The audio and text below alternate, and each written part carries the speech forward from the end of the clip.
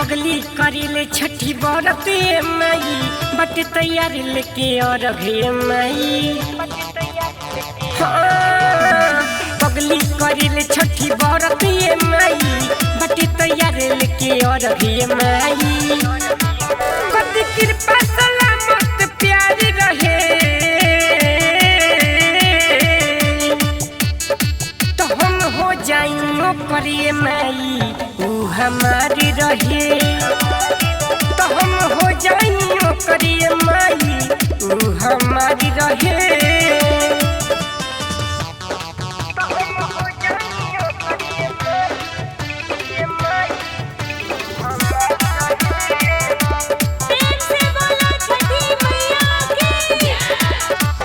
कहनी की कठिन होला छठ के बरतिया मनलस न बात हमर भरतिया कोसिया।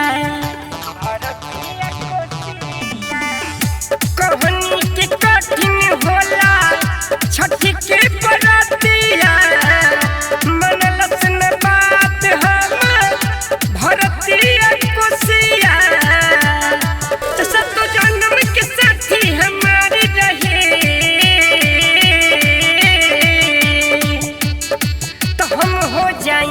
करिए माई ऊ हमारी रहे।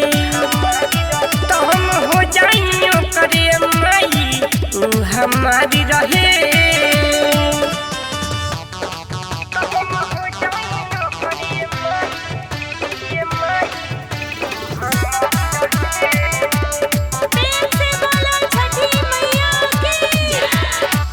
राजा नवनीत मैया करेला गुहार हो अचरा पसरले पगली करी न विचार हो।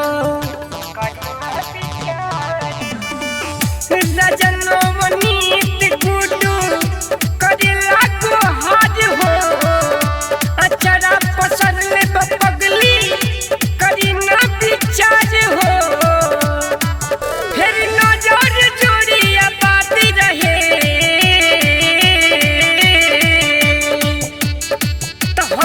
जाइयो करिए माई ऊ हमारी रहे।